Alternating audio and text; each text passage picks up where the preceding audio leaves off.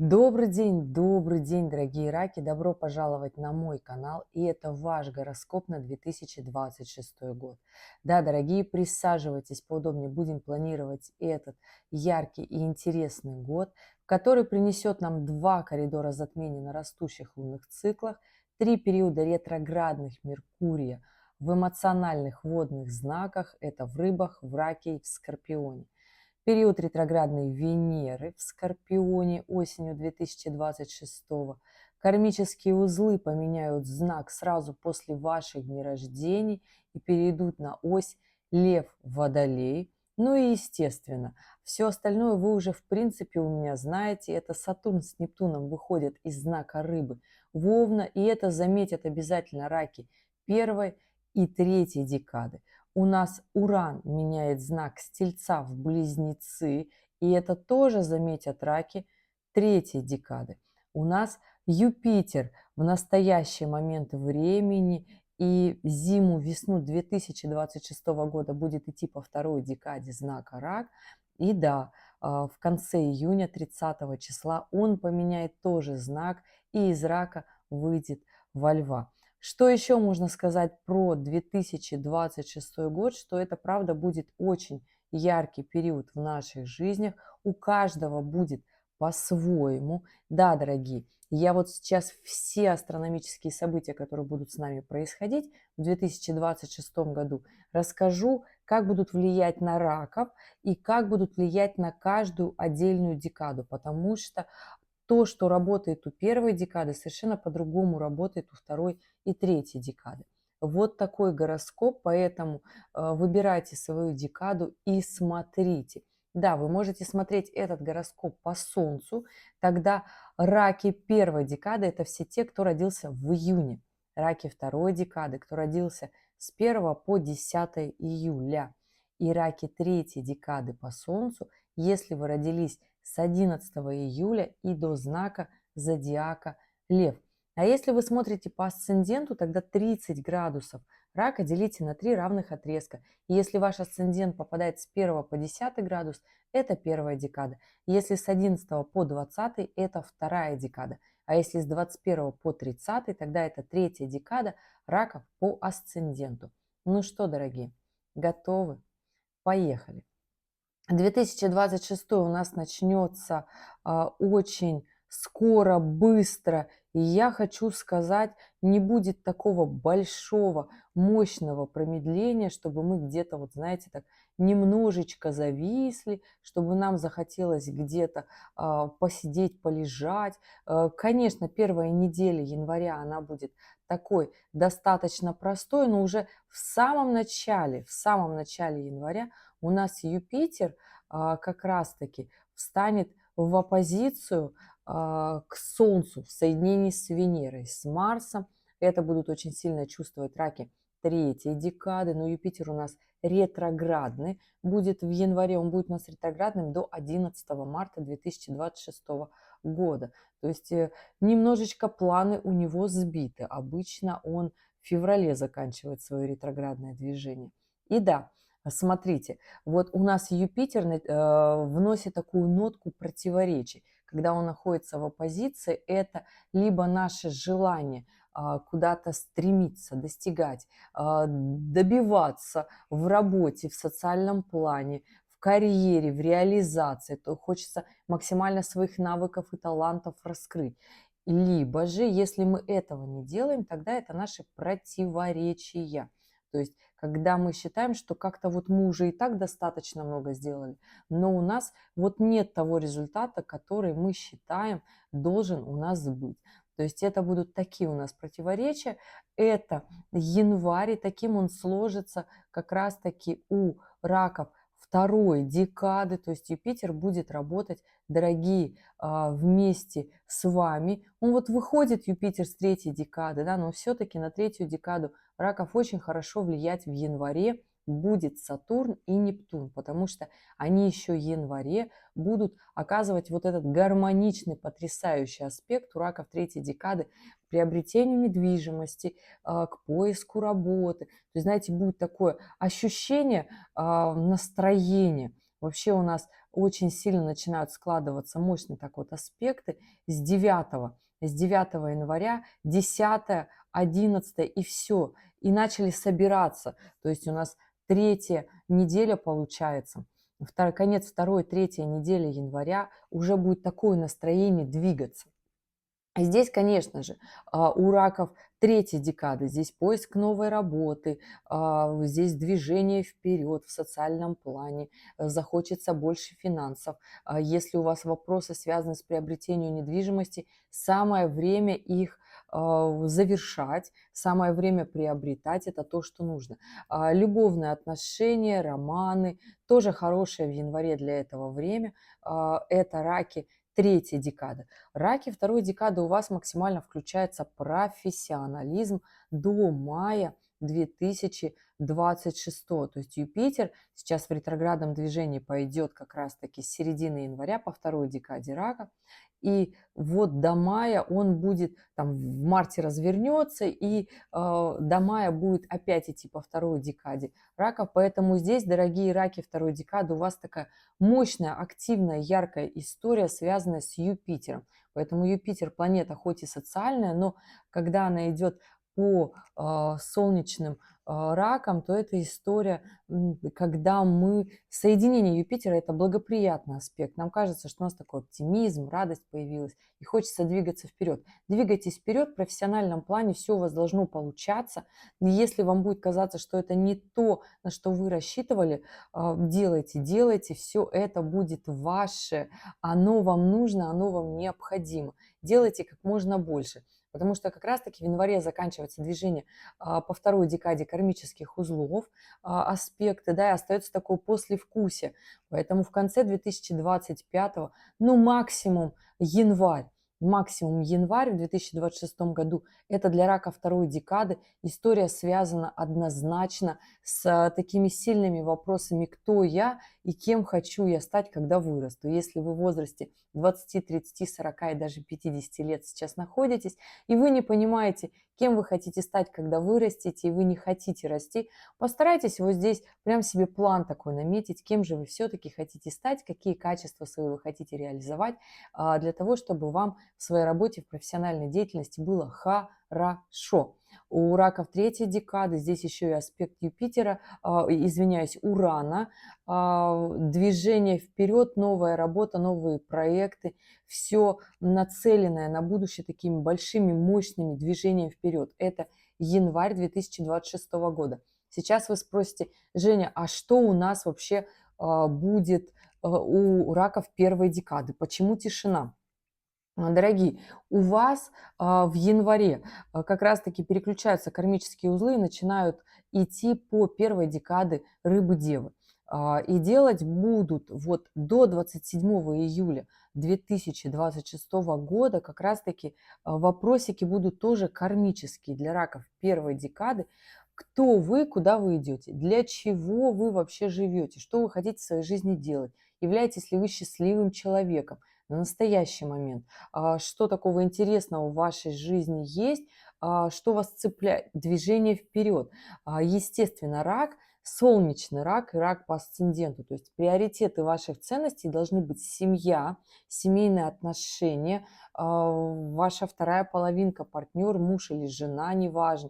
То есть главнее всего погода в доме – это такая история очень сильно важна для раков первой декады, будет в первой половине 2026 года. И здесь вот смотрите, если вы в январе очень сильно хорошо подведете вот эти самые итоги свои, да, вот свои мироощущения, что же вы хотите делать в своей жизни, как вы хотите развиваться, тогда у вас уже конец января уже станет продуктивным. То есть это не будут такие эмоциональные качели. Главное себе здесь честно максимально говорить, без иллюзий, потому что северный узел-то будет отсвечивать от рыб, а южный от девы. Дева – это очень честный знак, рыбы – это знак, который любит добавить в нашу жизнь нотку романтизма, иллюзий и заблуждений, когда нам хочется себя где-то пожалеть, уйти в депрессивное состояние. Здесь Постарайтесь максимально честно вот этот свой кармический вопросик себе задать и ответить. Дорогие, конечно же, от меня еще будет кармический гороскоп в 2026 году для каждого знака зодиака. И, конечно же, он будет для раков тоже. И связан будет этот гороскоп, как кармические узлы поменяют знак, станут на ось Льва, Водолея, и ближайшие 1,5 года как пройдут у каждой декады раков. Но сейчас пока вот у раков первой декады еще в первой половине 2026 года будет свой такой мощный экзамен. И если вот здесь вы не будете провисать, тогда уже в конце января у вас начнутся такие очень сильные движения. Потому что у нас 26 января Нептун выходит из знака Рыбы, переходит в Овна. Как будет идти это влияние? Это влияние будет вообще для нас, для всех очень заметно, потому что Нептун, поменяв знак с такого, вот можно сказать, гибкого знака, который подстраивается под любые обстоятельства, это знак Рыбы, да, в знак Овна. Кардинальный знак, эмоции наши станут резкими, быстрыми, мы станем вспыльчивыми как минимум, поэтому здесь, конечно же, эту смену очень сильно почувствуют как раз-таки раки первой декады, и здесь начнутся такие изменения в вашей жизни, они будут связаны с Нептуном, захочется ли вам большой любви, захочется ли вам сильных бурных эмоций, романтизма, эмоциональных событий в семье, связанных с детьми, связанных с улучшением вашего качества жизни. И эта история начнется уже в конце января у раков первой декады.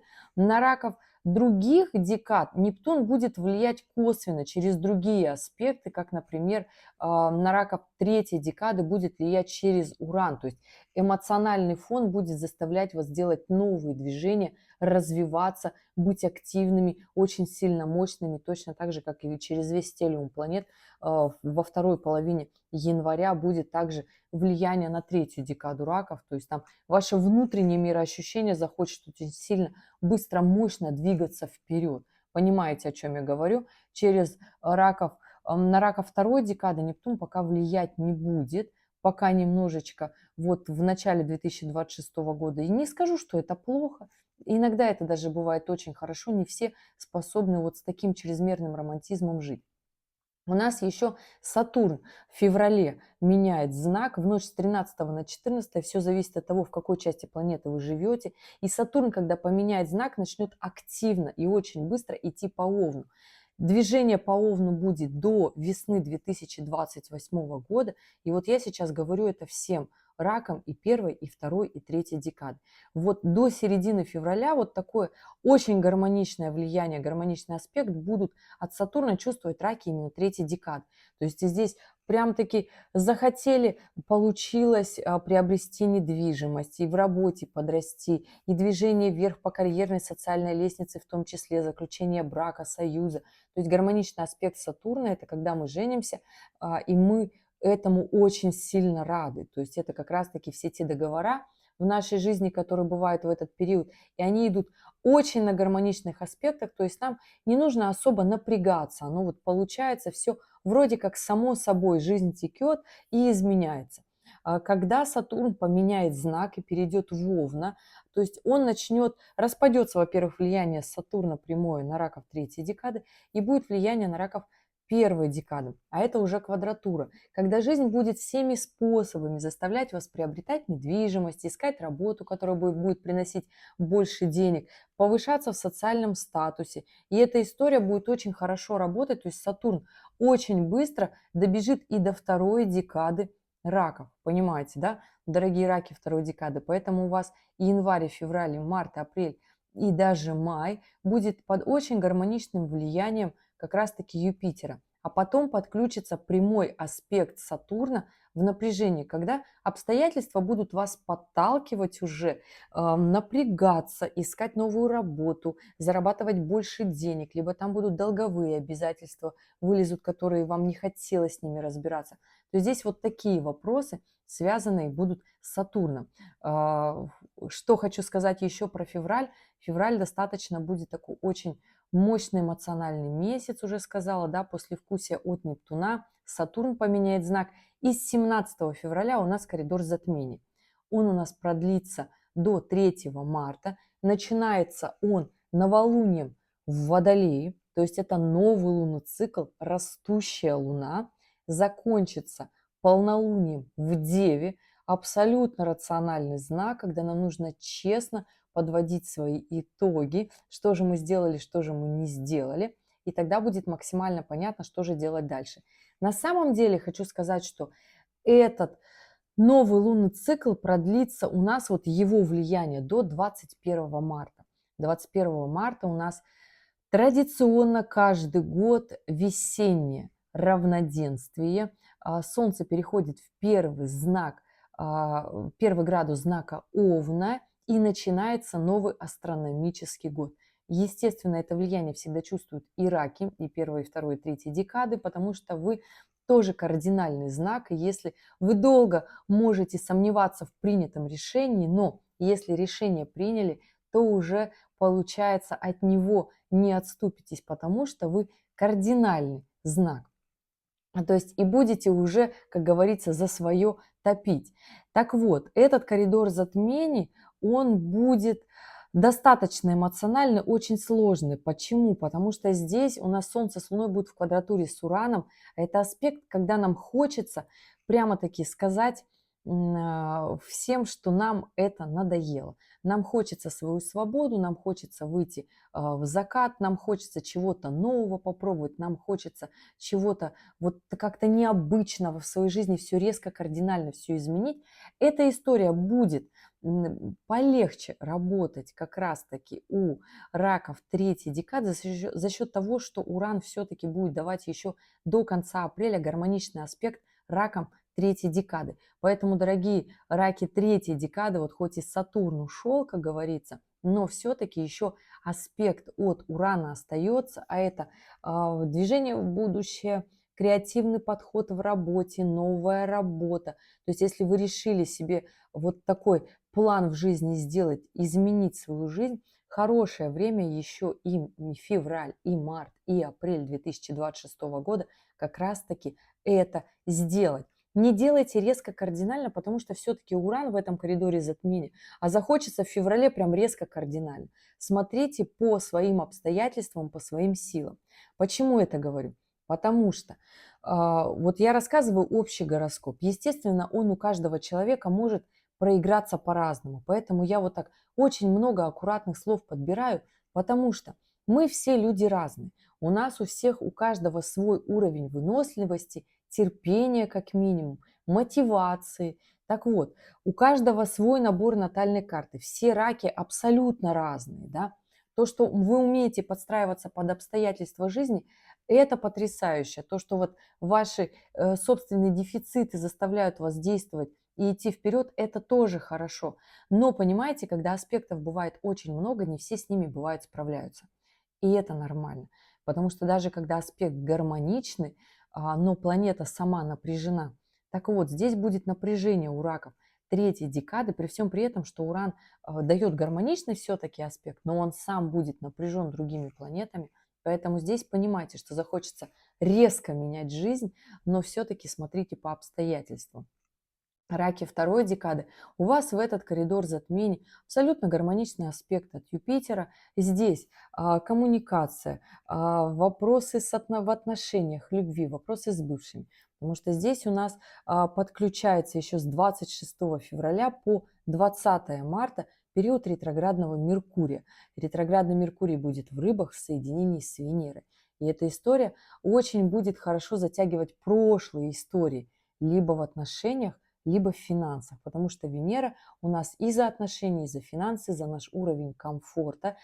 А так как все это добро будет у нас находиться в рыбах, то здесь некая доля романтизма и иллюзий все-таки у рака второй декады будут. И она пойдет в этот коридор затмений, поэтому здесь старайтесь не быть очень такими критичными и жесткими сами к себе, будьте максимально лояльными. И очень хорошая история не предъявлять все-таки претензий, а сделать такой цель и фокус на своей жизни, на своей реализации и на финансах. Это будет очень такая хорошая история, потому что Юпитер будет давать как раз-таки масштаб этой деятельности в достижении финансов в том числе. И да, захочется точно так же раком второй декады в этот коридор затмения расширить свою семью, любовные отношения, вписаться в какую-то такую историю. Смотрите, если у вас в отношениях будут открываться какие-то прошлые вопросики, это неплохо. Просто понимайте, выросли ли вы над предыдущими вопросами с бывшими или нет. Или до сих пор вы находитесь в той самой истории. И здесь, чтобы не был такой зациклен вот этот путь, потому что у нас в октябре 2026 года период ретроградной Венеры. И там, конечно же, под конец этого периода у нас будет точно так же и Меркурий с Венерой в аспекте с Юпитером, когда все наши претензии могут осенью как раз-таки повылазить. Так вот, максимально честными будьте в этот период коридора затмения ретроградного Меркурия в феврале, в марте, для того, чтобы потом было все максимально понятно. И да, в работе, в карьере очень хорошо будет получаться все, что связано с Юпитером, а это переезд из неблагоприятного района города в благоприятный, в благоустроенный. Это может быть также переезд в другую страну на короткий срок. Это может быть точно так же и иммиграция, связанные вопросы с ней, да, но либо же подготавливать документы к иммиграции, потому что вынужденная иммиграция у рака второй декады все-таки года через 2, дорогие, могу вам эту историю сказать, потому что 2-3, потому что Нептун только к Овну вот туда подкатится. Все-таки иммиграцию, когда мы уезжаем и долгое время живем за границей, на это, конечно же, у нас отвечает Нептун. А Юпитер – это как раз-таки краткосрочные поездки, моменты отдыха, моменты командировок, в том числе даже в другой город с целью повышения квалификации, в том числе обучения знаний, новые какие-то такие проекты, повышения нашего социального уровня. То есть вся эта история будет очень хорошо работать у рака второй декады, если она у вас поднимется в феврале, в марте 2026 года, будет очень хорошо, дорогие. Раки первой декады, у вас история в этот коридор затмений, конечно же, любовные вопросики прошлые. И да, здесь смотрите, как будут раки первой декады у вас работать. В этот коридор затмений у нас еще и Лилит идет по Стрельцу. И будет делать квадратуру к кармическим узлам, которые в соединении с Венерой. Эта история будет, конечно же, на раков первой декады отражаться напряженненько. То есть здесь будут страхи в отношениях, вопросы свои непонятости, либо вам будет максимально непонятно партнера, либо же здесь, если чрезмерное иллюзорное романтическое восприятие своих отношений, то могут возникнуть измены. То есть не надо уходить в эту историю, потому что то, что мы, как правило, делаем вот в коридор затмений, да, это такой очень эмоциональный фон. Подождите чуточку дальше. Хотя могу сказать, у нас еще и все настроение от коридора затмений продлится до 20 марта, да, до 21. То есть эту историю тоже просто нужно понимать, что это будет такой затяжной эффект. И да, не входите вот в эти иллюзорные истории для того, чтобы не было потом максимально вот так неприятно. Истории с финансами, не вкладывайтесь в какие-то сложные истории. Раки первой декады – это февраль, и это март 2026 года. Здесь будьте максимально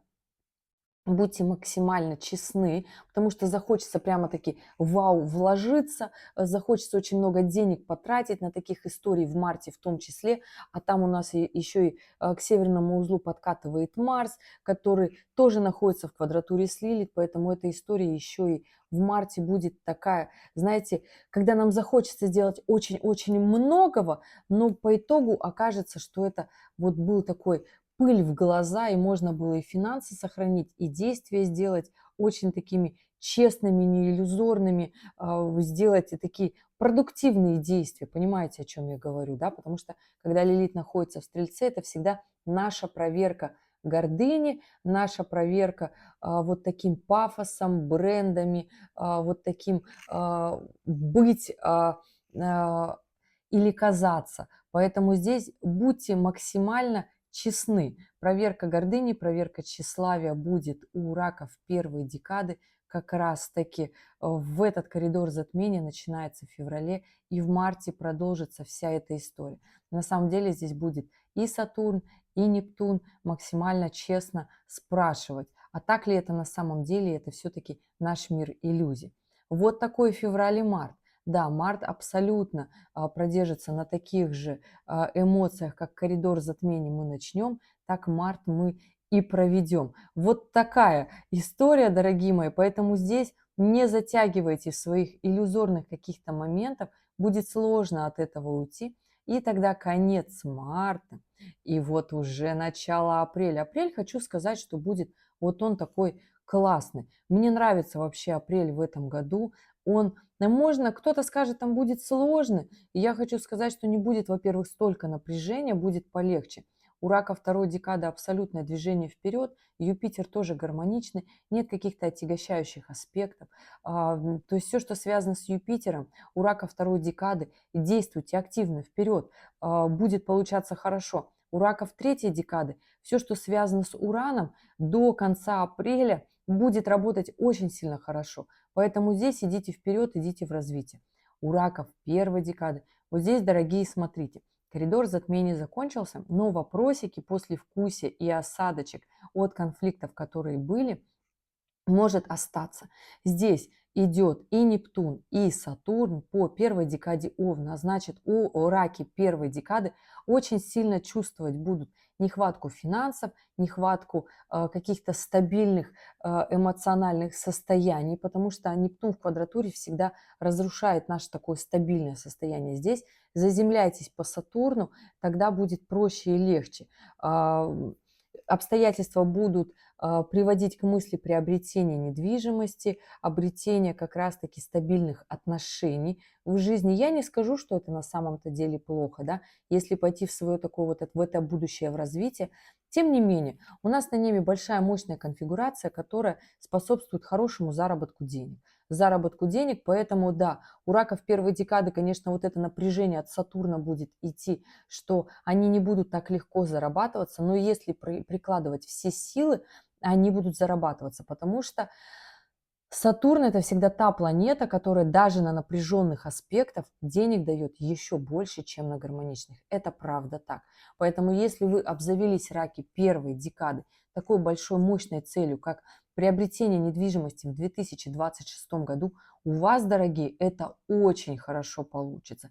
Раки первой декады и раки второй декады. Раки третьей декады на напряженных аспектах приобретения недвижимости возможно в 2027 году. И я реально могу сказать, что напряженные аспекты – это когда вы прикладываете, да, много сил, но и результат больше, чем на гармоничных аспектах. Поэтому понимайте, да, потому что вы чувствуете силу и напряжение, и уже вам внутренне хочется больше, чем вы, например, рассчитывали когда-то раньше, чем вы раньше себе могли позволить. Поэтому здесь просто будьте дерзкими, потому что Сатурн у нас идет по Овну. Основное качество Овна – это дерзость и делать. Не надо пускать эти качества в агрессию, потому что большинство воспринимают знак Овна как агрессивный знак. На самом деле это так есть, когда Овна ничего не делает. То есть если вы смотрите по Овну и он агрессирует, значит это тот Овен, который свою энергию расходует неправильно. Основное качество Овна – это делать и не сдаваться. Понимаете, когда вот мы делаем и не сдаемся, разве у нас есть силы с кем-то ругаться и кому-то чего-то предъявлять? Конечно нет, мы заняты своим делом. Я вам как Овен говорю.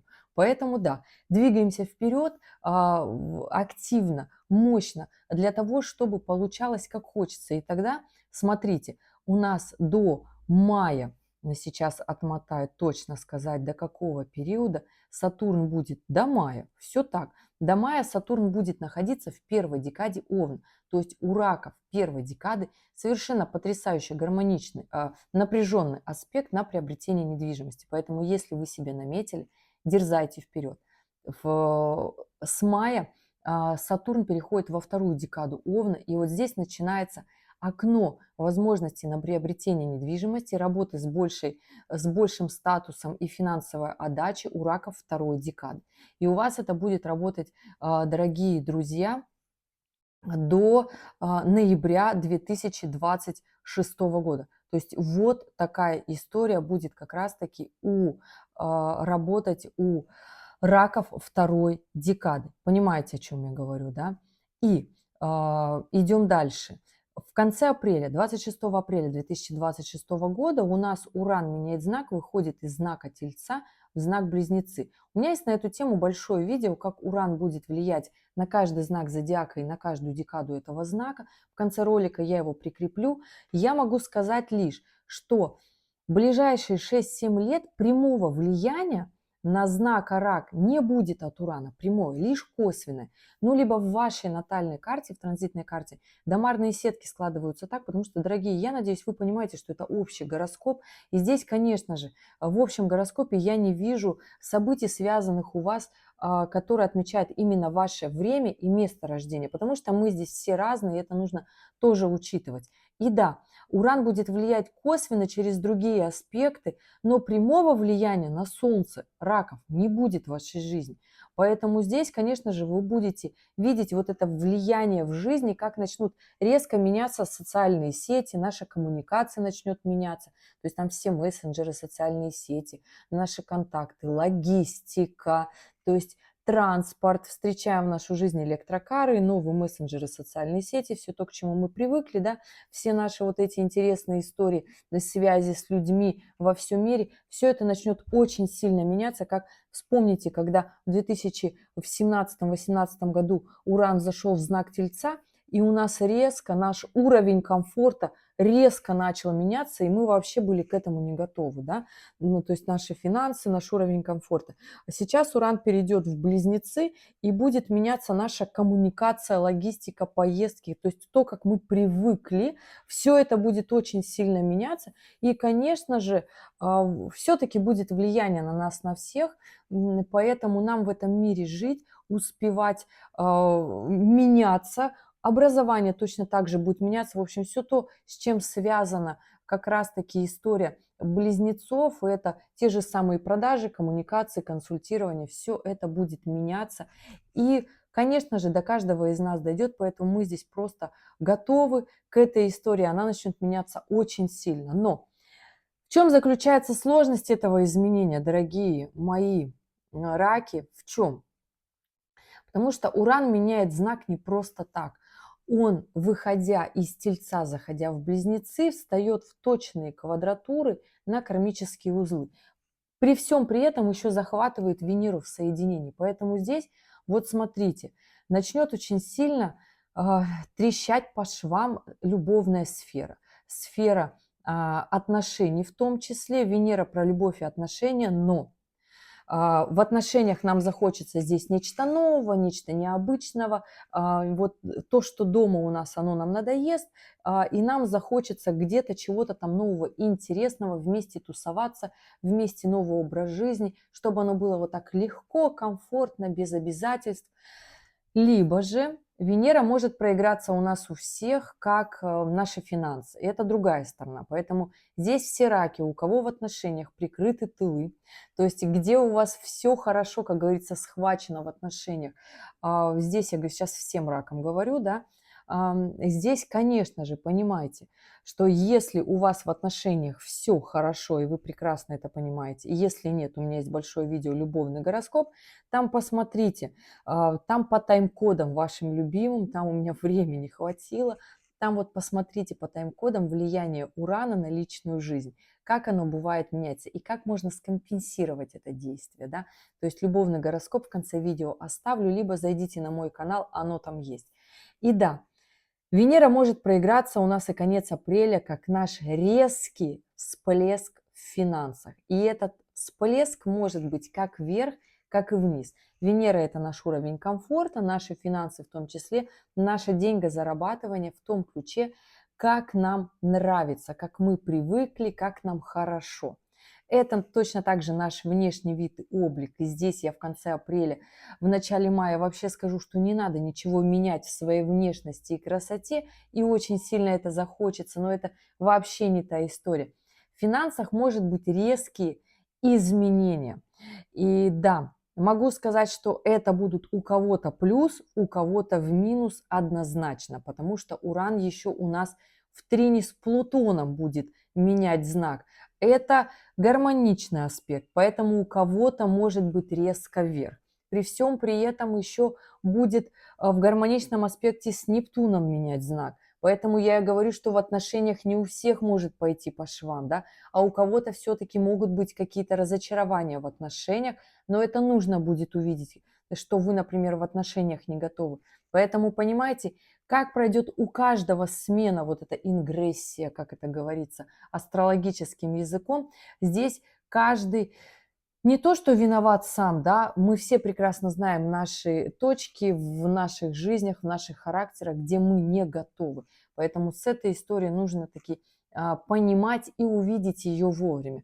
Будьте готовы вовремя увидеть эту историю в своей жизни, отслеживайте свои финансы, потому что резкая смена коммуникаций, потому что когда наступил ковид, 2020 год, мы не были готовы к той резкой смене финансовой истории, которая нас ждет. И вот сейчас я уж если зашла за эту тему разговора, почему я говорю, что у нас в других гороскопах говорила это раньше, у вас вот сейчас только на 35-й минуте. У нас 2026-2027 год, это будут годами очень яркими всплесками энергии, и это года наших больших свобод, когда мы можем много чего достичь.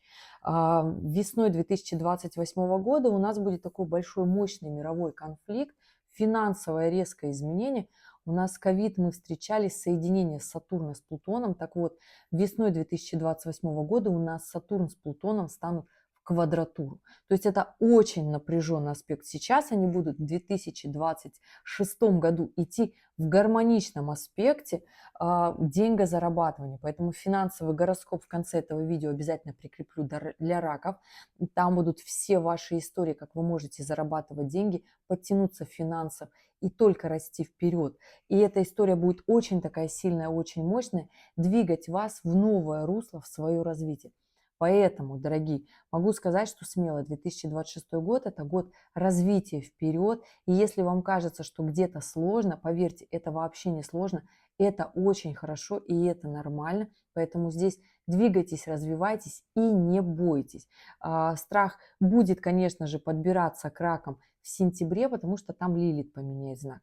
Но пока вот мы в апреле, меняться вот так вот жизнь поменяется, и в мае, в начале мая еще, конечно же, потрясет.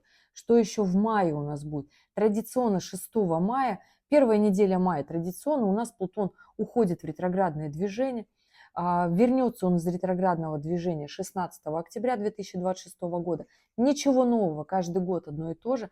Но май, в принципе, будет такой напряженным. Поэтому я и говорю, что такое послевкусие от смены Урана знака будет у нас. Да? И вроде будет казаться, что середина мая вроде полегче, но тем не менее в 20-х числах мая у нас складывается на небе такая серьезная конфигурация достаточно, которая будет нас отягощать наше внимание рассеивать, да, у раков первой декады будет такое желание иллюзий, каких-то вот таких романтизма, захочется вот каких-то скандалов, переворотов в отношении, да, захочется быть понятыми, но вот эта вот история будет идти очень долго, да, непонятно. Отложите эту историю чуточку позже, если вы этого не сделали в апреле. Конечно же, я за то, чтобы всегда... Я почему рассказываю по каждый месяц? Для того, чтобы пойти на опережение событий. То есть еще с этим договориться на берегу до того, как это придет. И потом, когда приходят в мире такое очень сильное изменение, как правило, у нас всегда приходят такие осознания, мы такие: о, а представляете, мы были бы не подготовлены, у нас бы не было финансовой подушки безопасности, например. У нас бы и так в отношениях были какие-то всплески, а так мы уже в мае подготовлены, понимаете? Потому что май для раков первой декады будет сложноватым. Будет сложноватым в эмоциональном плане, потому что здесь Венера будет в 20-х числах мая перейдет в рак и встанет в точную квадратуру с Нептуном. Да? У раков второй декады здесь Сатурн будет давать квадратуру, способствовать приобретению недвижимости, зарабатывать больше. Но будет такое внутреннее чувство: да как-то я вот устал, как-то вот мне это надоело и не хочется это делать. У раков третьей декады будет абсолютно гармоничный май, потому что здесь Юпитер будет идти по третьей декаде рака, и это очень сильно вам нужно. То есть такая история, которая продлится у вас еще и июнь. Раки третьей декады, здесь только движение вперед, никаких вообще иллюзий, никаких вообще расслаблений, никаких вообще ноток разочарований, тормозов. То есть у раков третьей декады и апрель, и май, И июнь – это просто давим на газ в своей социальной истории, все, что связано с Юпитером. Это рост, карьера, обретение новых социальных навыков, учеба, командировки, переезд в благоприятный район города, в благоустроенную новую квартиру, дом, жилище. То есть это решение своих вопросов финансовых путем жилища и также решение своих финансовых вопросов. Плюсом эта история еще захочется еще в семье увеличиться, да, то есть хорошее время для не май, а вот уже июнь будет для как раз-таки выхода замуж, брака, желание обзавестись ребеночком. Но опять же, дату брака не могу сейчас сказать, что будет очень прям хороший, потому что у всех, опять же, индивидуально. Если у вас вот такой вопрос и желание в 2026 году, пишите в комментариях видео свою дату, время, место рождения. Ну, естественно, оставляйте свой вопрос. Если вы просто напишите свою дату, время, место, я не смогу понять, о чем же вы хотели меня спросить. Да, поэтому вопрос там хочу жениться, выйти замуж в 2026 году, когда лучше это сделать? Я уже на основе ваших данных вам скажу, потому что вот так голословно раки третьей декады тоже не могу. Понимаете, это событие, которое всегда подбирается индивидуально, и у каждого есть свои плюсы и минусы, такие основные моменты, что для одного хорошо, а для другого вообще невыносимо в отношениях. Понимаете, я о чем говорю? Ну, то есть и дата брака должна быть подобрана тоже в момент, чтобы вот вам эта дата шла на пользу каждый раз, и чтобы вы понимали важные ключевые моменты в своей жизни, то есть дата была в плюс. Вот такая история. Идем дальше. Июнь. Июнь будет на самом-то деле у всех раков плюс-минус по-разному, плюс-минус по-разному. У раков третья декада уже сказала, какой будет у вас, естественно, июнь. И если вы не воспользуетесь вот этими всякими классными плюшками, которые будут у вас от Юпитера, то это наступит такой момент разочарования 30 июня, когда Юпитер поменяет знак и уйдет во Льва. И все, он больше в ближайшие 12 лет в Рака не вернется. Понимаете, я о чем говорю? Поэтому раки и второй, и первой декады в 2026 году используйте на максимально вот все возможности Юпитера для того, чтобы жизнь сложилась так, как хотите вы. Понимаете, я о чем говорю? У раков второй декады сложится как раз-таки вот этот июнь на аспектах Сатурна. То есть здесь коммуникация, сделки. Если захочется куда-то поехать быстро, тоже получится. Проверяйте документы. Будет немножечко напряженно, потому что здесь еще будет такая квадратура Сатурна, но проверяйте тщательно документы, получится, в принципе, на какой-то период времени уехать и вернуться. Тоже такой хороший момент для того, чтобы расширить свои горизонты в том числе. Кто сказал, что это плохо? Это очень хорошо и потрясающе. И да, идем вперед. У раков первой декады история будет связана, знаете, с чем? У вас история будет связана как раз-таки с завершением в июне и в июле движение кармических услов по оси рыбы-девы, поэтому здесь такие будут, знаете, максимально честные итоги для вас, максимально честные дни рождения у раков первой декады будут в этом году, да, потому что тут стоят в последних буквально градусах очень долго, будут стоять фактически 2 месяца кармические узлы, очень медленно будет вот это внутреннее, знаете, осознание, кто я, про что я, куда я иду. И здесь, конечно же, Уран в точной квадратуре кармическим узлам. А это такое желание распылиться, бросить все, уйти от ответственности, ни за что не отвечать и вот как-то в таком состоянии прожить свой будущий год. Поэтому здесь не уходите, не заплывайте ни в какие реальности, будьте максимально честными. 21 июня летнее солнцестояние, начинаются ваши дни рождения, раки первой декады. Хочу сказать, что здесь Солнце хоть и будет в такой далекой квадратуре с Нептуном очень хороший такой вопросик. Убирайте иллюзии, будьте максимально честными. Это такая история на ваш ближайший год персональный. Раки первой декады. Убирайте иллюзии, поймите, где романтизм вам вредит, включайте движение вперед, и тогда у вас будет получаться так, как хотите вы. Вот такой будет у вас персональный Новый год, ну и, конечно же, развитие в будущее. И да, в конце июня у нас с 20 чисел складывается, помните, я еще говорила осенью 2025 года, что у нас на небе вот такой аспект Юпитера в оппозиции с Плутоном. Он начнет у нас как раз-таки складываться с летнего солнцестояния с 21 июня, да, начинает как раз-таки работать эта мощная оппозиция. Юпитер в оппозиции с Плутоном – это аспект очень больших денег, очень хороших денег. Это аспект финансов таких мощных, ярких, но они легко не даются.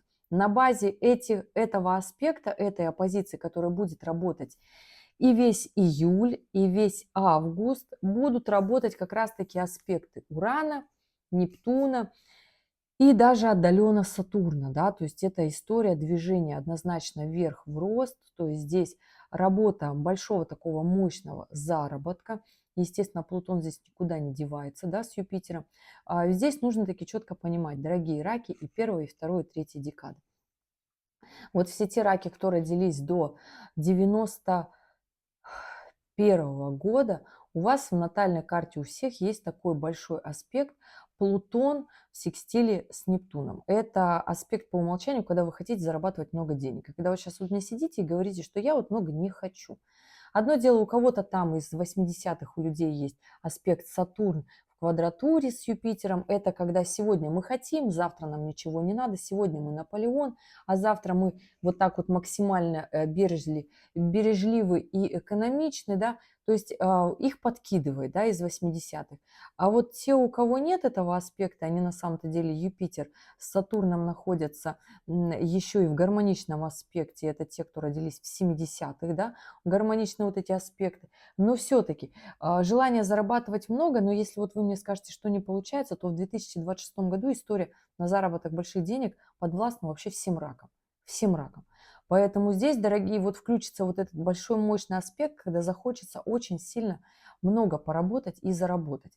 Зарабатывайте. Будет очень хорошая история складываться в конце июня, июль и август. Вот эти периоды быстро сейчас проскочу, потому что у нас, в принципе, эмоциональный период. У нас 30 июня Юпитер меняет знак, выходит из рака, начинает работать со львом. При всем при этом 30 июня в соединении у нас еще ретроградный Меркурий включается, и он пойдет по раку. Поэтому до 23 июля, дорогие раки, Меркурий будет задавать вопрос вам. Что же все-таки вы не доделали с точки зрения своих финансов, движения в будущее, развития, коммуникации? Как же вам хочется быть и жить своей жизнью? То есть эта история будет через Меркурий. Будут попадаться те самые люди, которые будут вас способствовать развитию, движению вперед, и это хорошо, я считаю. Конечно, моменты будут немножко нервные, и вас будет это заставлять и напрягать, но тем не менее. Вот такой конец июня, и в июле у нас тоже множество событий. У нас 7 июля уходит в ретроградное движение Нептун, 26 июля у нас уходит в ретроградное движение Сатурн, поэтому здесь смотрите, дорогие раки второй декады, то есть до ноября вопросики с приобретением недвижимости у рака второй декады будут, а потом нет-нет. Потом опять этот аспект вернется к ракам первой декады. Понимаете, о чем я говорю, да? Ну и 27 июля 2026 года у нас кармические узлы меняют знак. Я уже говорила, на ось Льва в Водолее заканчивается такой кармический экзамен у раков первой декады. Станет чуточку полегче, распадается квадратура с Ураном, которая взаимодействовала и делала как раз-таки вот этот сложный момент, нервное напряжение давала с конца апреля раком первой декады. Просто, дорогие, вам нужно будет еще в 2026 году встать как раз-таки на свою дорожку жизненного развития. То есть это такая нормальная история. Я не могу сказать, что это как-то будет плохо, но потрясет. Вот с конца апреля, май, июнь и июль. Вот такая будет для вас встряска, но она необходима для того, чтобы вы начали двигаться более активно, потому что Уран всегда заставляет нас идти на опережение событий. Собственно, если вы смотрите этот гороскоп, значит, Уран у вас в какой-то мере работает в вашей натальной карте, потому что когда у нас есть интерес к будущему, мы смотрим, особенно когда мы начинаем еще просчитывать, запоминать, берем блокнотик и начинаем сверяться так, планировать. То есть это у нас Уран где-то работает. То есть он гармоничный, он напряженный. У всех по-разному, нет хороших и плохих. Просто есть те обстоятельства, в которых каждый из нас живет, выживает и двигается дальше. И здесь, да, вот такая история будет у нас лето. Конечно же, будет еще летний гороскоп. Подробно расскажу для каждой декады раков. Но, тем не менее, у раков третьей декады сказала, как будет история связана в том числе с Юпитером, да. У рака второй декады история будет связана с Сатурном, приобретение недвижимости, социальный статус, развитие вперед. У рака в первой декады история будет пока еще только с Нептуном. Через Нептун будет работать как раз-таки история и с Плутоном, двигаться тоже вперед, трансформироваться. Захочется, конечно, некий романтизм в своей жизни. Убирайте чрезмерные иллюзии, не уходите в какие-то зависимости, захочется там себя как-то пожалеть, сказать в моменты слабости, что у нас не получается. Нет, работа, двигайтесь вперед. И в отношениях держитесь, не сдавайтесь, наводите коммуникацию, потому что отношения – это про ответственность. А влюбленность – это безответственное качество, которое уходит, и мы потом его ждем, ищем в каких-то людях, хотим испытать эти эмоции, эти эмоциональные качели. А когда нам спокойно и понятно, это называется отношения. И мы над ними работаем. Находим нужные слова, извиняемся, если реально понимаем, что неправы. Вот такая здесь история, да? И строим семью. Семья – это тоже про отношения, когда мы можем взять ответственность за другого человека. Идем дальше. И у нас, естественно, за сменой кармических узлов будет коридор затмений. Коридор затмений в августе 2026 года с 12 по 28 августа. Хочу сказать, что этот коридор затмений будет гораздо ярче, интереснее, веселее, потому что здесь как минимум просто почти все в гармоничных аспектах, и это очень хорошо, я считаю. Здесь только два таких сложных момента. Это Венера в оппозиции с Нептуном. Будет складываться вот этот иллюзорный мир у раков, как раз-таки первой декады. Здесь будут как раз-таки все розовые очки разобьются. Плюсом у нас на включение этого коридора затмения это тоже растущий лунный цикл, поэтому здесь истории будут набирать большие обороты. Это новолуние во Льве, то есть такая яркая история. И плюс еще здесь Марс будет в оппозиции с Лилит. Для Лилит это последний месяц в знаке Стрельца. И с 13 на 14 сентября у нас Лилит меняет знак и переходит в знак Козерога и уже начнет делать напряженную оппозицию ракам.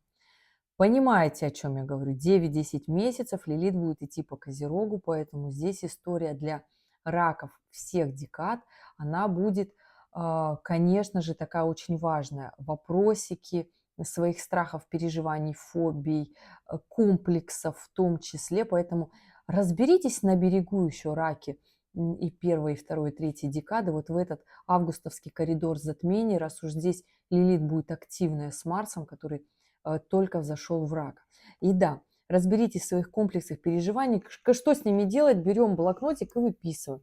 Вот наши комплексы. И вот реально наши комплексы, наши страхи, чего же нам страшно, почему мы не идем вперед, почему мы не развиваемся в финансах, не делаем вот этот прорыв, почему мы не развиваемся в отношениях, почему мы тормозим. И да, у нас еще здесь будет Меркурий в оппозиции с Плутоном, но это вопрос выдерживать такие сильные конфронтации своих переживаний, моменты докопаться до истины, до сути. То есть здесь, если наш мозг будет работать, но здесь захочется, конечно же, максимально себя так ярко проявить и вообще страхи свои куда-то вот так подальше убрать. Но здесь будут страхи гордыни. То есть если вы пойдете в развитие, в публичность, в эту историю, это раки и первой, и второй, и третьей декады, да, то есть здесь история связана как раз-таки тем, что будут скрываться вот эти вот моменты своих не готовых историй, потому что многие боятся своего успеха. Это такая печальная правда на самом деле. Есть люди, которые боятся остаться никем, а есть те люди, которые боятся своего успеха, потому что они не знают, как себя будут вести, как они с этим справятся. На самом-то деле успех – это большая привилегия и великая ноша. Да? Поэтому здесь, смотрите, многие боятся, что получится в семейной сфере, в любовных отношениях, в моментах счастья, и кого-то начинает нести, кого-то несет в публичности, в реализации проявленности. Поэтому здесь могу сказать, что август будет таким месяцем всплеска. Потому что кармические узлы у нас перешли в ось Льва, Водолея. Это история, когда вот все те идолы, можно так сказать, которые есть, да, вот будут разбиваться вот эти вот истории неправдоподобные, истории нечеловечные, да, То есть здесь будет такой новый виток развития у людей. Очень многие выйдут, новые личности как раз-таки на показ. Они станут известны, кто раньше сидел далеко, их было не видно, да. Те же, наоборот, кто были публичными, потеряют свою власть в этом ключе. И здесь такое могу сказать, что конец июля и август, он вот будет такой, да.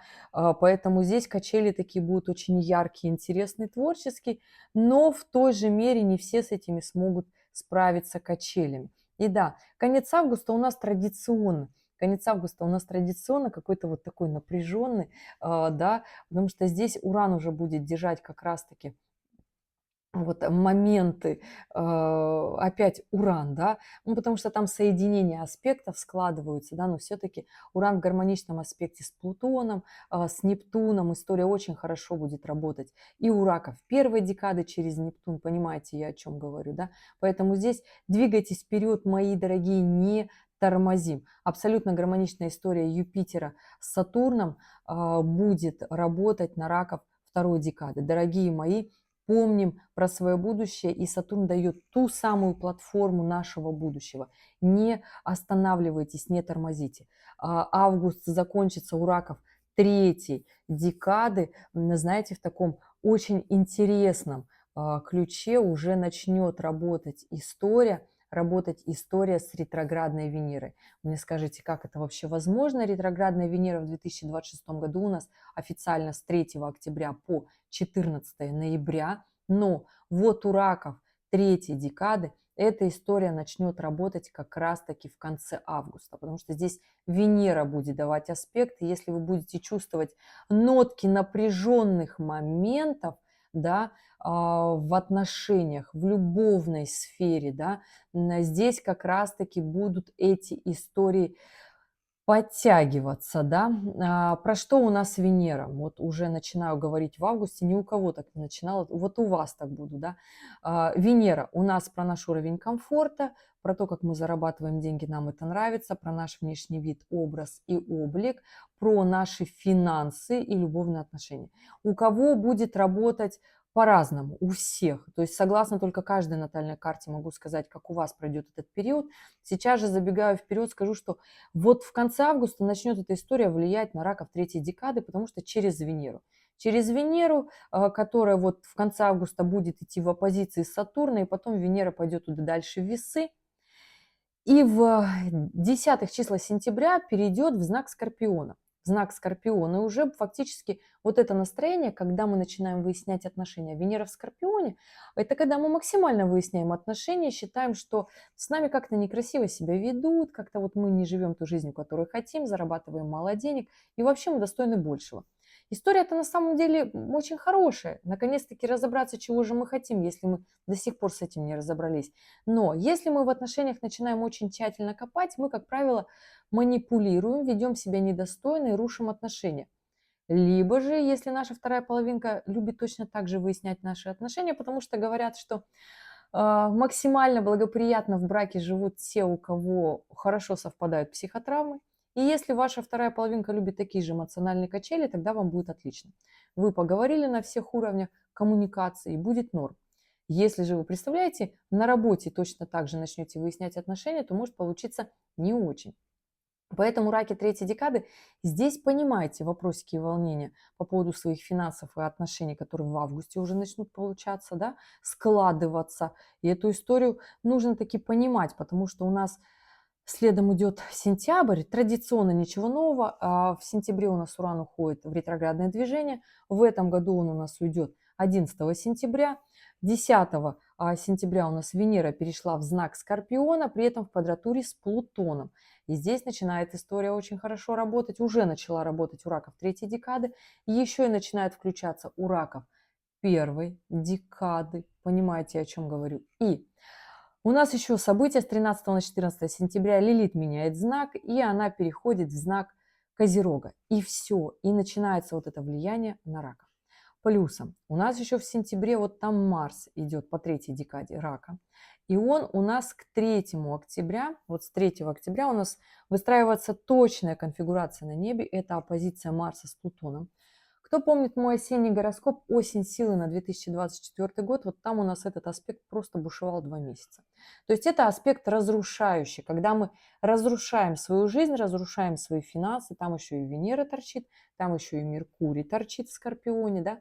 И это такой момент, аспект, когда мы либо очень сильно все усложняемся в работе, в бизнесе и идем в деньгозарабатывание. Это будет касаться раков и первой, и второй, и третьей декады.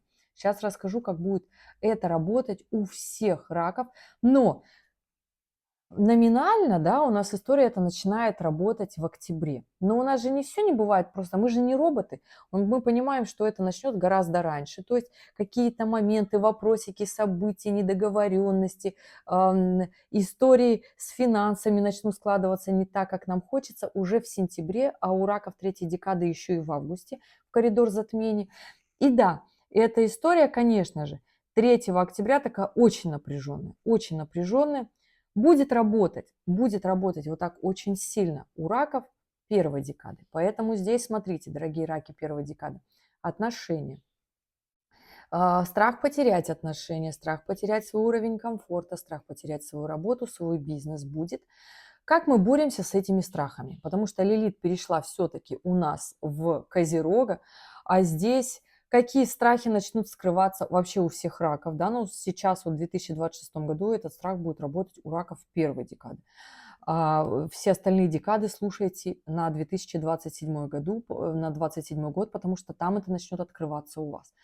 Основные страхи Козерога, которые будут, конечно же, работать и у рака. Страх одиночества, страх остаться без жилья, без дома, без недвижимости, без почвы под ногами. Страх остаться непонятыми, ну то есть страх одиночества, страх остаться без финансов, остаться голодными. Реализация деньги это сюда же, да, то есть такие основные моменты эволюционные, я бы это так сказала, да, то есть быть никем и ни с кем, и быть без средств к существованию. Такие очень мощные истории. Как вот этот основной страх прорабатывается? Вот как вот он убирается? Мы просто берем и делаем. Точно так же, как вот этот аспект Марс с Плутоном. Мы это прожили уже. В 24 году что было осенью с вами? Естественно, уже вы все прожили это, здесь сидите спокойно, да? Естественно, это был напряженный момент, но здесь еще и Венера ретроградная в соединении с Меркурием в Скорпионе качают вот эту лодку. То есть наши эмоции, наши финансы, нам хочется больше. Либо же мы боимся все это потерять. Как эта история работает и как она прорабатывается у раков вообще первой декады? Мы берем и просто всем этим занимаемся. Мы берем вот и пишем себе, что для нас сейчас важно, и просто прям граничим себе время, когда мы занимаемся работой, бизнесом, отношениями, что мы вносим в отношения, чтобы не потерять эти отношения. Если у нас ссоры, скандалы, выяснение отношений, то мы вносим нотку вот этих, в эти отношения нечто нового. У нас не хватает секса, мы вносим его туда. У нас не хватает в жизни финансов, мы понимаем, как мы можем заработать больше, и силы и энергии будет больше для заработка. Финансовый гороскоп вам в помощь. Понимаете, раки первой декады, ничего не страшно, ничего не боимся, просто делаем. Раки второй декады. У вас эта история будет работать через Сатурн. Сатурн в ретроградном движении идет назад, но он делает квадратуру к Солнцу раком второй декады. Это приобретение недвижимости. Давайте, приобретайте. Не надо прятаться, не надо слушать все эти истории, что недвижимость не нужна, что эта история такая вот какая-то странная, лучше я поживу на съемном. Приобретите свое, и уйдет самый главный страх рака – остаться без своего дома. Квартира – это либо дом, каждый выбирает для себя. Естественно, для рака, для истинного рака и всем тем, у кого Солнце в 4 доме, у вас должен быть дом. Пусть хоть свой маленький, на, не знаю, 70 квадратных метров с 2 комнатами, ну это ваш дом. Начинайте с малого, делайте больше. Это такая история мощная, потрясающая. Ставьте себе большую цель на эту осень 2026 года, дорогие раки второй декады, и у вас начнет эта история очень хорошо работать и очень хорошо получаться. Раки третьей декады. У вас эта история, конечно же, будет работать не так очень сильно, не так очень сложно. Видимых четких аспектов здесь нет у вас. Но у вас эта история будет однозначно работать через коммуникацию, через работу. То есть ваша основная такая история будет работать через Меркурий. Он, во всяком случае, подключится 24 октября. В третьей декаде Скорпиона он будет, понимаете, да? тоже положение вообще себе непростое, но будет подтягиваться вот эта вот история уже у вас так по чуть-чуть. Вроде будет казаться, что да, а нет, показалось, звоночки какие-то по работе в августе, да, в отношениях какие-то такие истории, да, а развертка будет в октябре. Такая мощная тоже история, но опять же, раки третьей декады. У вас история будет здесь связана в конце октября, она прям появится очень сильно. Ретроградный Меркурий здесь будет в квадратуре с Юпитером, который будет во Льве. Когда Юпитер во Льве, то есть это наше такое внутреннее желание сделать такой большой вау-эффект, но на деле получается, если мы некомпетентны, не добираем, то есть своими навыками, полномочиями, тогда получается, что это такая просто история пиара, которая будет очень сложная, которая будет неудачная, будет она с конфронтациями, как бы это слово по-русски сейчас назвать, вылетело у меня, противоречивая, вот.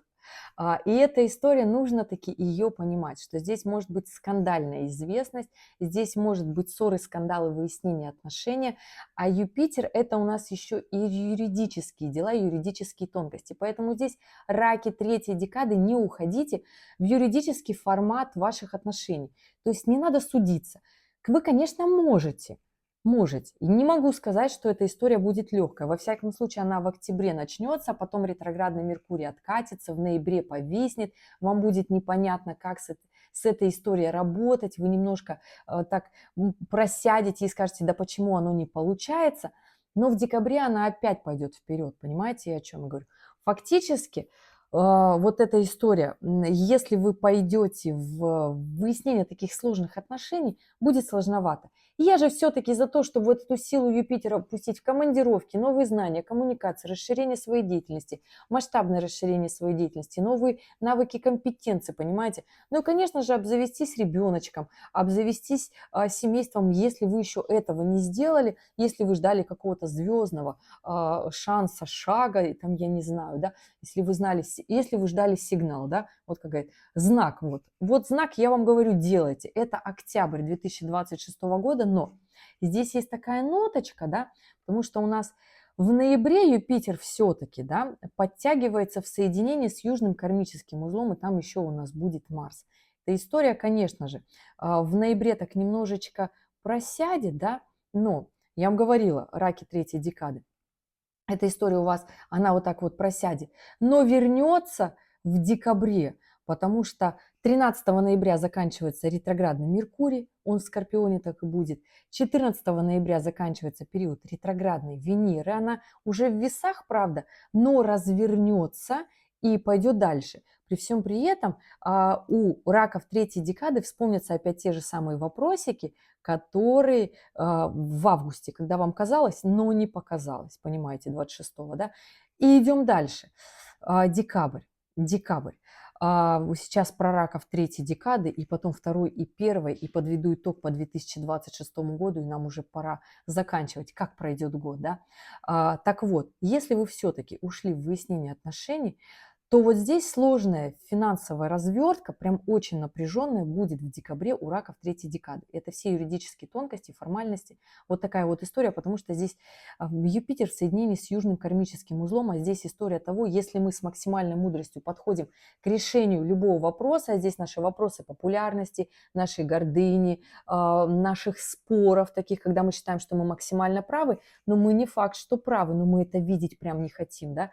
И здесь будет такой прям апогей, можно сказать, да, поэтому здесь, если подходить максимально с мудростью, тогда получится хорошая история у ваших конфронтаций, да, то есть у ваших споров, скандалов получится урегулировать себе в плюс, понимаете, но здесь нужно от гордыни отказаться. Вот такая вот история сложная, когда казалось бы, что нам хочется вот уже по праву одеть свою корону, а на деле получается, что придя к тому результату, который мы хотим увидеть, корону нужно снять для того, чтобы этим моментом максимально насладиться. Понимаете, я о чем говорю? И в отношениях, и в работе, и в финансах в том числе. То есть снимаем свою корону, и будет у нас хорошо. Это раки третьей декады, раки второй декады, дорогие. У вас в октябре история очень хорошо, очень хорошая, мощная на как раз-таки приобретением недвижимости, да, но в ноябре она заканчивается, укатывается вот этот вот Сатурн, и уже остаетесь действовать просто на тех моментах, то есть если вы максимально вложились в эти истории, связанные с финансовым достатком, с мощными такими историями в работе, приобретение недвижимости, да, то есть тогда вы и ноябрь, и декабрь дозавершаете все эти моменты. У вас как бы идет вот так ровно по накатанной, и получается, что декабрь вообще в принципе у раков второй декады, я не скажу, что он будет такой сложный, он будет просто продолжение всех этих действий, просто максимально договаривайтесь, если будут заминки в каких-то рабочих моментах, договаривайтесь, потому что Меркурий все-таки из Скорпиона делает к вам аспект, но при всем при этом в квадратуре с Юпитером. И это история, когда нужно однозначно договариваться, проверять документы для того, чтобы потом эта история не вскрылась дальше, какая-то сложная, не продолжилась очень долго, да, тем более, что у нас был до этого период ретроградного Меркурия. Раки первой декады. У вас вот такая вот история в бизнесе, в работе, в отношениях мощная в октябре, да, в ноябре она будет чуточку попроще, да, она начнет, я бы так сказала, урегулироваться, то есть начнет работать как надо. Там у нас уже и в конце ноября и в декабре как раз-таки переходит аспект, и Марс переходит в Деву, то есть уже так четко понятно. То есть вы уже, все те, кто приземлился к своему плану, идут по плану, вам будет максимально понятно, у вас будет все четко, у вас будет по делу. Но и понимайте, вот в отношениях получится вот эту историю урегулировать, да, но вот декабрь, вот смотрите, декабрь будет все-таки в таких вопросиках опять встанут, да, к середине декабря, в первой половине декабря опять встанут вот эти вопросики в отношениях, которые возникли еще в сентябре, в начале октября у вас в отношениях финансов. То есть фактически первая половина декабря – это опять все те же аспекты, которые были как раз-таки в сентябре и в октябре у раков первой декады. Плюсом здесь Сатурн вернулся уже в первую декаду Овна и делает напряженный аспект ракам первой декады. Поэтому здесь заключение сделок, контракты, договора, приобретение недвижимости, и уже должно быть не страшно, потому что вы там все свои страхи разрулили. Раки как раз-таки первой декады, потому что у нас в декабре Лилит переключается на вторую декаду Козерогов, и да, встречайте, вторая декада раков, Лилит на ближайшие 3 месяца, это декабрь, январь и февраль 2027 года, ваши максимальные страхи, переживания, волнения. То есть понимаете, почему я забегаю иногда вперед, для того, чтобы понять, зачем нам сейчас нужно сделать свой такой максимум, потому что вот там закрываются эти аспекты, и если мы здесь что-то не сделаем для своего будущего, вот там у нас получается, что у нас будет такое сожаление. Что самое сложное для нас, для людей? Это такое разочарование. А для раков это такой, знаете, аспект. Вот Нептун же он дает вот эту иллюзорную составляющую. И это такие разочарования. Они ни к чему. Надо просто приземленно делать, как хочется. Вот такой 2026 год будет у раков первой и второй и третьей декады. И если подводить такой большой итог, то я хочу сказать, что у раков первой декады будет очень классный этот год. Очень классно, если мы убираем иллюзии, если мы подключаем действия, если мы движемся вперед. Большая работа внутренняя должна быть проделана над собой и большие цели нарисованы, понимаете? Мой гороскоп полетит вообще никуда, он вам не пригодится, если вы для себя ничего не решили. Понимаете, раки первой декады.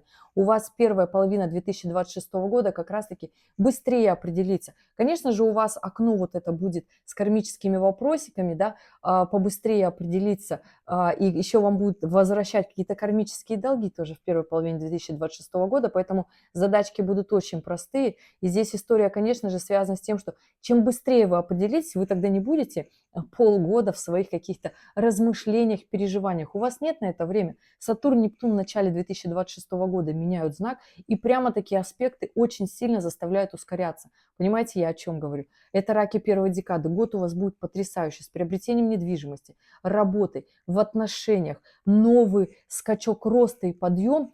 Здесь главное, чтобы вам не казалось, что это все специально сделано для того, чтобы вас, наоборот, потопить, разрушить вашу жизнь. Нет, это все стимулирует к развитию. То есть движение планет к движению к росту. Вот такая история. Раки второй декады. У вас, конечно же, там первая половина 2026 вообще на аспекте Юпитера. Это вообще оптимизм, гармоничность. Тут вообще даже напряженки никакой нет. Ну да, включается у вас с мая аспект Сатурна, который говорит, так, все, теперь быстренько мы делаем, но ценой этих действий будет материальный финансовый результат. Вот так, не провисай в отношениях, не ругайся с близкими, все будет у тебя отлично, ставь себе цели четкие, мощные, хочешь поездку, хочешь в работе новые компетенции, но это должен быть по факту, по итогу 2026 года у рака второй декады осязаемый такой четкий результат. И если вы это будете делать, у вас реально это получится. Раки третьей декады. У вас до апреля месяца, до мая, да, включая еще апрель, аспекты Урана вообще, говорит, ускоряемся вперед максимально, зарабатываем и в аспектах с Плутоном, и с Нептуном, и с Сатурном. Вот так хотим. И на этом зарабатываем, и так зарабатываем, и как раньше было, и в новое уходим, да. Большие мощные бизнес-проекты, будет хорошо. Летом, конечно, уже будет там такое небольшое послевкусие, заминка, да, то есть уже там будет такая смена ориентиров, но тем не менее, там Юпитер будет в гармоничном аспекте, это тоже такая доля оптимизма, да. Конечно, начнет немножечко все-таки осенью штормить, заставлять двигаться вот так вперед, совершенно в таких новых началах, совершенно на новой почве. Не будет поддержки тех мощных, сильных аспектов, но выстраивайте свою активность, потому что, хочу сказать, у рака третьей декады, конец 2026 года, он будет как такой момент чуточку полегче. Знаете почему? Потому что я вот забегаю вперед, 2027 год, дорогие, да, вот там для раков-то третья декада будет прям, ну там, дорогие, там очень быстро, у нас очень быстро, во-первых, Сатурн в апреле месяце из второй декады Овна, то есть раки второй декады, понимаете, что у вас будет окно на приобретение недвижимости и резкий рост до апреля 2027 года. Чувствуете, да? Вот чувствуете. И потом включается вот на весь 2027 год на аспект как раз-таки Сатурна у раков третьей декады. Вот там начнется вот прямо таки основательный движ. И я хочу сказать, что этой историей нужно обязательно пользоваться, иначе для чего я вот это все рассказываю. Но, естественно, там и Лилит будет в третьей декаде Козерога. Поэтому максимальные страхи свои, дорогие раки третьей декады, прорабатывайте в 2023. Ой, в 20, это я вернулась назад, в 2026, да. Поэтому, дорогие мои раки и первой, и второй, и третьей декады, я могу еще очень много говорить, да, мы с вами и на 3 часах не остановимся для того, чтобы четко по полочкам разложить, у кого как оно сложится. Но все будет зависеть от наших усилий. Если мы будем переживать в сомнениях, что у нас не получится, мы все время и силы потратим на сомнения. Не надо так. Принимайте решения и действуйте. 2026 год будет классный. У каждого в свое время. И я эти диапазоны рассказала. Если у вас остались вопросы, оставляйте в комментариях к этому видео. И я в режиме свободного времени буду отвечать на эти вопросы. Ну, либо милости прошу на личные консультации для того, чтобы максимально конкретно разобрать ваши вопросы. И да, дорогие, я желаю вам потрясающего года, потому что он будет таким, если вы захотите, чтобы он у вас таким был. Ну а звезды вам только говорят зеленый флаг, зеленый сигнал светофора и действуйте. Дорогие мои, спасибо, что были здесь, что досмотрели это видео до конца. И я желаю вам потрясающего года и увидимся с вами в следующем ролике. Пока-пока.